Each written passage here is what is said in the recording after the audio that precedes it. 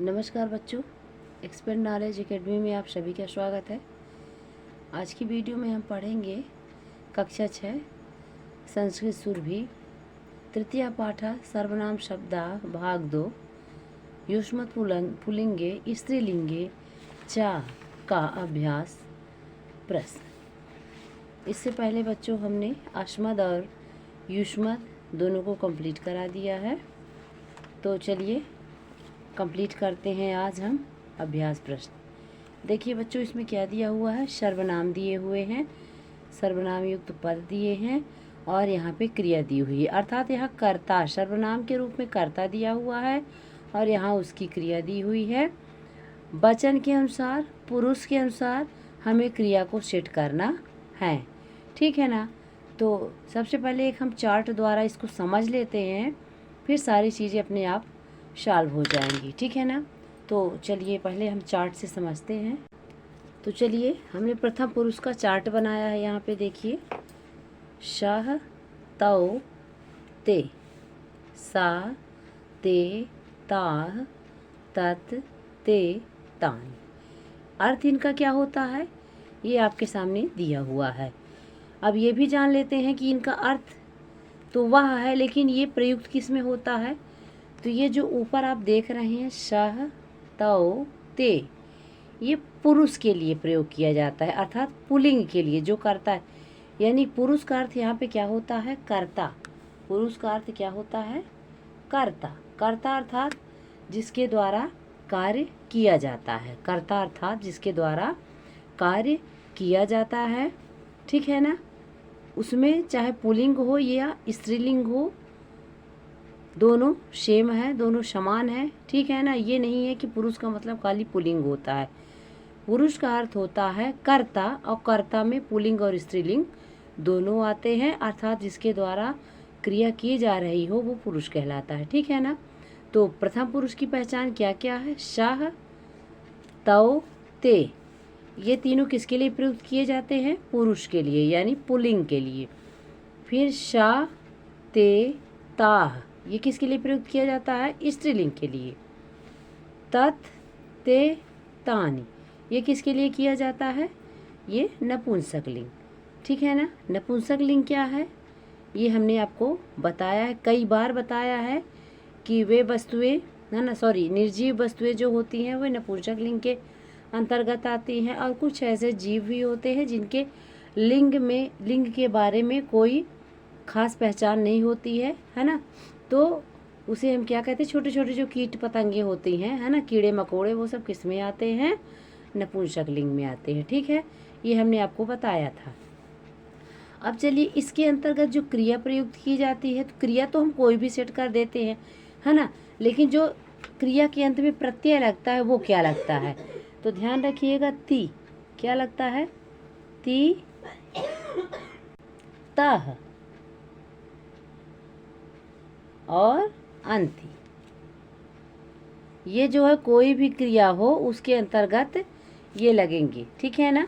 ध्यान रखिएगा, यदि यहाँ पे क्या लगा हुआ है, पठ, कौन सी धातु लगी है, तो पठती हो जाएगा, क्या हो जाएगा, पठती। और फिर इसके यहाँ पे भी हमने पठ लगा दिया तो पठता हो जाएगा, और ये हो गया तो पठंती, ठीक है। तो ध्यान रखिएगा, नपुंसक लिंग अर्थात निर्जीव चीज कभी क्रिया करती ही नहीं है। क्रिया कौन करता है, पुल्लिंग या फिर स्त्रीलिंग। इसके अंतर्गत बहुत सारी धातुएं हैं, पठत बस नहीं है। जैसे मान लीजिए गम धातु को लगा देते हैं तो गम से क्या बनता है, गच्छ बनता है ना। सभी में हमने ती लगा दिया तो गच्छति, फिर गच्छता वचन के अकॉर्डिंग, और फिर गच्छन्ति। इस तरह से बहुत सारी क्रियाएं हैं, ठीक। फिर जैसे मान लीजिए खेल, क्रीड धातु लगा दिया तो हो जाएगा क्रीडति, क्रीडतः, क्रीडन्ति, ठीक है। तो कोई भी धातु हम लगा सकते हैं, खाली ध्यान रखिएगा हमें पहचान क्या करनी है कि यदि ती तह अंति वाले शब्द यदि आते हैं तो वो सब किस में जाते हैं, प्रथम पुरुष में, ठीक है ना। अब इससे जैसे सेंटेंस बनाना भी आसान है, बहुत आसान तरीके से हम सेंटेंस बना सकते हैं। जैसे कि सह का अर्थ आप सभी जानते हैं वाह होता है, सह का अर्थ क्या होता है, वह होता है, तव का अर्थ होता है वे दोनों, और ते का अर्थ होता है वे सब।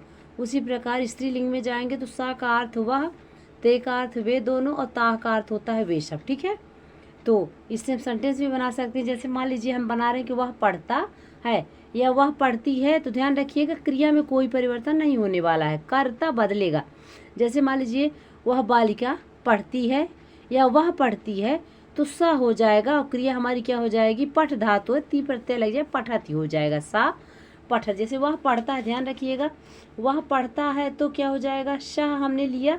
ध्यान रहे कि यदि कर्ता प्रथम पुरुष एक वचन का है तो उसकी क्रिया भी प्रथम पुरुष एक वचन की ही होनी चाहिए। कर्ता द्विवचन है ना, मैं तो क्रिया भी उसकी द्विवचन की, कर्ता यदि बहुवचन का है तो क्रिया भी उसकी बहुवचन की ही होनी चाहिए। लेकिन ये सारी चीज़ें जो है ती ता अंत जो लग रहा है तो ये सब प्रथम पुरुष के अंतर्गत वाली क्रिया में लगता है। ठीक है ना, मध्यम पुरुष वाले में नहीं। आगे फिर के जो पुरुष है उसे मैं पढ़ा रही हूँ, ठीक है ना, आगे भी पढ़ाऊंगी। तो जैसे वह पढ़ता है तो सह पठती, ठीक, वह पढ़ती है सा पठती। इस तरह से जो है वे दोनों पढ़ते हैं तो क्या हो जाएगा, तव पठता है। बहुत सारी धातुएं हैं, कोई भी धातु आप लगा सकते हैं, लेकिन लगाना अंत में क्या आना चाहिए, ती ता अंति। ठीक है ना, फिर इसके बाद मान लीजिए कि वह जाती है तो ते हो जाएगा, ते गच्छता। ध्यान रखिएगा, अब आप लोग ये सोचते होंगे कि ते यहाँ भी दिया हुआ है तो कैसे पता चलेगा, तो ये ध्यान रखना कि जो नपुंसक लिंग चीज़ें होती हैं उनमें क्रिया नहीं होती। क्रिया केवल किस में होती है, पुल्लिंग या फिर स्त्रीलिंगवाची क्रिया में। ठीक है ना, तो यदि ते दिया हुआ है ना, और उसके आगे क्या है, नपुंसक लिंग चीज़ें दी हुई हैं, तो आप समझ जाइएगा कि नपुंसक लिंग द्विवचन है। लेकिन यदि क्रिया दी हुई है तो ये स्त्रीलिंग द्विवचन है। ठीक है, उसी तरह से बहुवचन की ओर हम चलते हैं। वे सभी पढ़ते हैं तो क्या हो जाएगा, ते पठंती हो जाएगा। ठीक, या वे सभी पढ़ती हैं तो ताह पठंती। ठीक, तो इस तरह से बच्चों जो है तो क्या है, हमने आपको क्या बता दिया है, सर्वनाम युक्त अर्थात कर्ता को हमने बताया, सर्वनाम युक्त शब्द अर्थात कर्ता बताया, और उससे संबंधित क्रिया बताई। इतना हमने समझा दिया है। ये सारी चीज़ें हो गई प्रथम पुरुष की। ठीक है ना, मध्यम पुरुष आता है बच्चों, तो मध्यम पुरुष की पहचान क्या होती है, आगे भी थोड़ी सी आप ध्यान रख के देख लीजिए इसको। मध्यम पुरुष की जो पहचान होती है, ये हमारा मध्यम पुरुष, तो इसकी पहचान क्या है, देखिए त्वम होती है, त्वम, युवाम, यूयम, ये है मध्यम पुरुष। ठीक, इसका अर्थ होता है तुम दोनों या तुम दो, और ये तुम सब। ठीक, ये हो गई हमारे मध्यम पुरुष की पहचान। इनसे जो क्रिया बनेगी, तो जो अभी हमने ती बताया, ती ता अंति बताया था, तो सभी में सी लग जाएगा। क्या लग जाए, सी, था और था। ठीक, कोई भी क्रिया इसमें ऐड कर दीजिए तो पठासी, पठथा और हो जाएगा पठत। ठीक है ना, अब इसमें आप बना लीजिए सेंटेंस, तो बनेगा जैसे तुम पढ़ते हो। इसमें ध्यान रखिएगा, इसमें पुल्लिंग और स्त्रीलिंग दोनों समान है। पुल्लिंग होगा तो भी तुम का प्रयोग होगा, स्त्रीलिंग होगा तो भी। ठीक है ना, युवाम है तो पुल्लिंग के लिए भी समान, पुल्लिंग और स्त्रीलिंग दोनों में तुम का प्रयोग होता है ना, तो युवाम। यूयम भी पुल्लिंग और स्त्रीलिंग दोनों के लिए। ठीक, अब जैसे तुम पढ़ती हो तो भी तुम पठासी, तुम पढ़ते हो तो भी तुम पठास। ठीक है ना, तुम दोनों पढ़ती हो तो युवाम पढ़ता, तुम दोनों पढ़ते हो युवाम पढ़ता, और तुम सब पढ़ते हो तो यूयम पठत, तुम सभी पढ़ती हो तो यूयम पठत। कोई भी इसमें अंतर नहीं है। ये हो गया बच्चों हमारा मध्यम पुरुष। लास्ट में हमारा क्या आता है, लास्ट में आता है बच्चों हमारा क्या, उत्तम पुरुष। उत्तम पुरुष की पहचान क्या होती है, ये है हमारा आखिरी वाला उत्तम पुरुष। ठीक, उत्तम पुरुष की पहचान है अहम, ठीक, आवाम, फिर वयम, ये है क्या, उत्तम पुरुष। अब इसमें देखिए अहम का अर्थ होता है मैं, आवाम का अर्थ होता है हम दो, और वयम का अर्थ होता है हम सब। ठीक, ये आपकी समझ में आ गया। अब इनसे जो हमारी क्रिया बनेगी, तो इसमें जो क्रिया लगेगी तो वो मी, अर्थात आम ही पढ़ने में आएगा पठामी, आम ही आता है ना। ये मी हमने लगा दिया है, लेकिन कुल मिला के यदि हम कहें कि ऐसे आम ही आएगा पढ़ने में, आवह आएगा पढ़ने में, और आमह आएगा पढ़ने में। अब इनमें हटाएंगे कैसे, तो ये ध्यान रखिएगा कि यदि हम खाली मात्रा नहीं लिख सकते हैं ना, स्वर हमें लगाना ज़रूरी था, तो ये ध्यान रखिएगा कि कोई भी क्रिया हो उसके लास्ट में बड़ा की मात्रा लगी रहेगी। बाकी जैसे पठाम, पठ है तो पठ में बड़ा आ की मात्रा लगा देंगे तो पठामी हो जाएगा। फिर पठावह हो जाएगा, समझ में आ रहा होगा, ऐसा मैं उम्मीद कर रही हूँ, ठीक है ना। और फिर ये हो जाएगा पठामी, पठावह और पठामा। ठीक, अब इसमें आप बना लीजिए वाक्य। कोई भी क्रिया ऐड करके बच्चों लास्ट में ये चीज़ लगा देंगे तो आपसे 100% मैं ऐसा उम्मीद करती हूँ कि आप कोई भी सेंटेंस बड़े आराम से, बड़े आसानी से बना सकते हैं, ठीक है ना। मैं पढ़ता हूँ, अहम पठामी, हम दोनों पढ़ते हैं, आवाम पठावा, हम सभी पढ़ते हैं तो वयम पठामा, ठीक है ना। अहम पठामी, आवाम पठावा, वयम, यानी मैं पढ़ता हूँ, हम दोनों पढ़ते हैं, हम सब पढ़ते हैं। उसी तरह मैं पढ़ती हूँ, हम दोनों पढ़ते हैं, हम सब। मैं खेलती हूँ, अहम क्रीडामी, हम दोनों खेलते हैं, आवाम क्रीडावा, हम सभी खेलते हैं, वयम क्रीडामा। तो ये आपके समझ में आ गया होगा, ठीक है ना। अब जो है मैं जो अभ्यास प्रश्न कराने जा रही हूँ, तो आप लोगों को अच्छे से यदि ये चीज़ समझ में आ गई तो आप बना सकते हैं, ठीक है ना। देखिए आप यहाँ से देखिए, इजी हो गया कि नहीं हुआ, है ना। यहाँ देखिए अहम है, ठीक, ये अहम, अहम उत्तम पुरुष है, अभी मैंने बताया है। कहाँ पे ये सेट होगा, अहम गच्छामि, ये हमारा का नंबर हो गया, ठीक।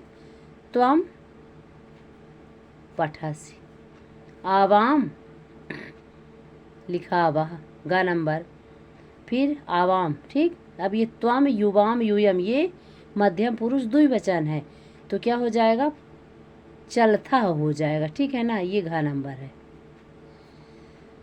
फिर अहम, आवाम, वयम, वयम है तो हशामा हो जाएगा, ठीक है ना, ये हो गया हमारा अंगा नंबर। फिर त्वम, युवाम, यूयम, बहुवचन में जा रहा है तो यहाँ पे था कहाँ, ये है ना, तो ये हो जाएगा हमारा च नंबर, ठीक। फिर एषः, यह क्या हो गया, एक वचन, एषः, यह, इसका अर्थ क्या होता है, यह के लिए इसका प्रयोग किया जाता है, ठीक है ना। तो एषः वदति, यह बोलता है, तो ये हो जाएगा हमारा 6 नंबर। फिर कह खादति, ठीक है ना, ये हो गया हमारा ज नंबर।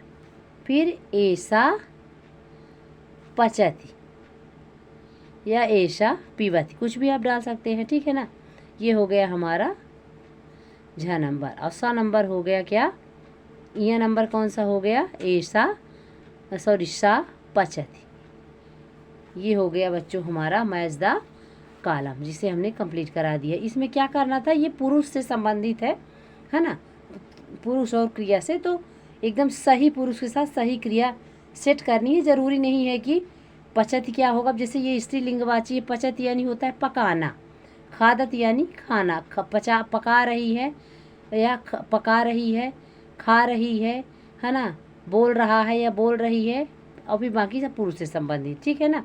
तो ये ज़्यादा ज़रूरी नहीं है कि ये पचती, खादती, बदती, है ना, क्या कहते हैं, आगे पीछे है तो भी काम चल जाएगा, ज़्यादा दिक्कत इससे नहीं है, ठीक है ना। यदि कहीं भी आपको मिलता भी है तो भी आपको डाउट नहीं होना है, आपको सिर्फ क्या करना है, अच्छे तरीके से कर्ता के साथ क्रिया को सेट करना है, ठीक है बच्चों। तो ये था अभ्यास प्रश्न का पहला क्वेश्चन। अगला क्वेश्चन हम देखते हैं क्या है हमारा, ये देखिए यहाँ पे दिया भी हुआ है ना, क्या दिया हुआ है, पठित्वा वाक्यान रचयत, अर्थात इसको आपको पढ़ना है, पढ़ कर के क्या करना है, वाक्य की रचना करनी है। अच्छे से देखिए, जो हमने आपको पढ़ाया अभी बताया वो सारी चीज़ें आपके यहाँ पे दी हुई हैं, ठीक है। फिर आगे देखिए अगला क्या है, वाक्यान रचयत, वाक्यों की आपको क्या करनी है, रचना करनी है, ठीक है। तो इसे बच्चों हम नेक्स्ट वीडियो में बताएंगे। चलिए मिलते हैं अगले वीडियो में, तब तक के लिए नमस्कार।